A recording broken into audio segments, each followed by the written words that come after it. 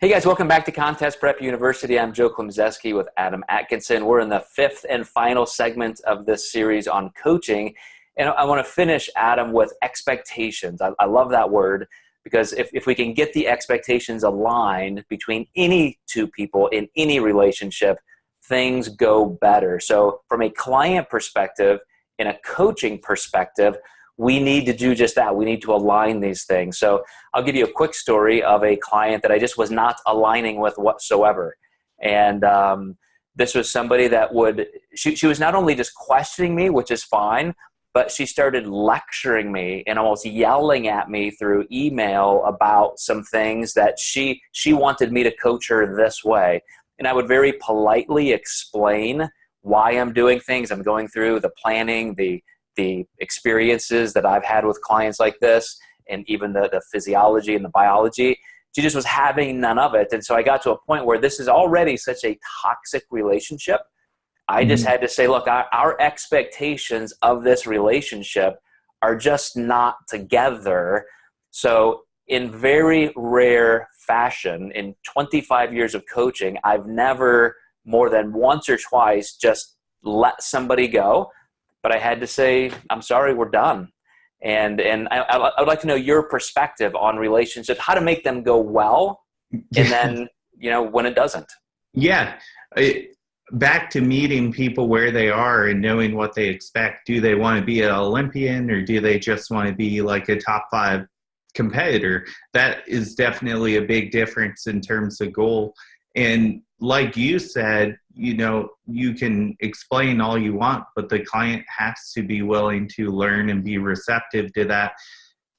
And like you said, meeting of the mind, sometimes they will want something, but there's no physiological reason to give them what they want, especially if it's not going to make them look better. And that's our job, is to make them look their best.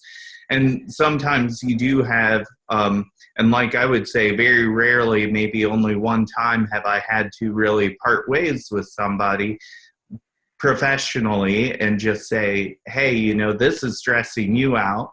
This is stressing me out. And as much as we've tried to salvage this relationship, it's not going to work. But I think what the most important part is still being a good coach, and maybe following up with, hey, here's somebody I think you might work well with, because there's always coaches that do things differently. And you might know a coach that, like I had somebody who really wanted to cut water, and I couldn't sell them on it. So I know a coach that does that. So I knew I could send them there and they get exactly what they want.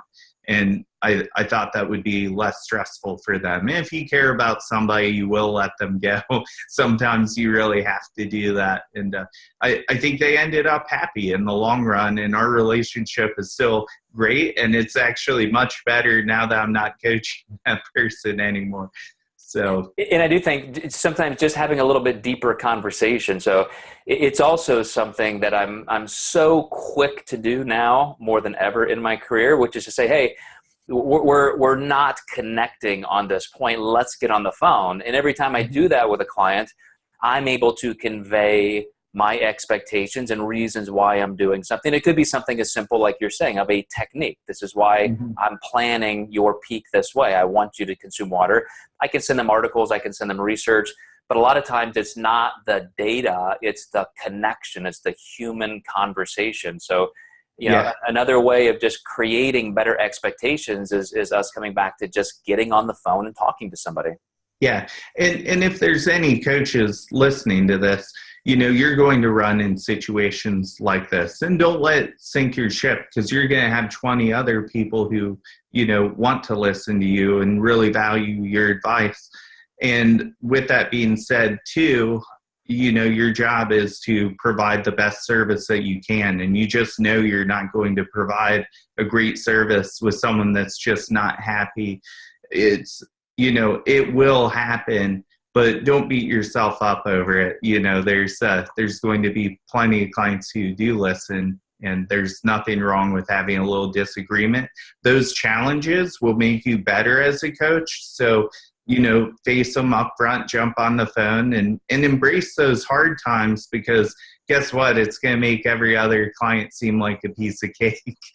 Yeah, and it's really helpful just to not see this as somebody's right and somebody's wrong. You know, different Absolutely. semantics, different perspectives, and even if you just can't align from a personality perspective, you're exactly right, Adam. Just you can still part friends and just say, you know, wish this would have worked out. Let's have an amiable separation, and we'll both be happier. You made a great point with the not right or wrong situation. And I always try to face a situation like that up front, because there can be a lot of tension with I'm right, you're wrong. And it's more, I'm here to help you. Let's try to connect these two sides. Absolutely. So, Absolutely. Well, guys, I hope you have liked this series. Adam and I are just continuing to brainstorm of all the things that we think you need to know as competitors and coaches. So feel free to give us some ideas. You know, what do you want us to cover? And we'll start creating some topics and series around that. So thank you very much, Adam, for your input. Excellent as always. And we will catch you guys next time in Contest Prep University.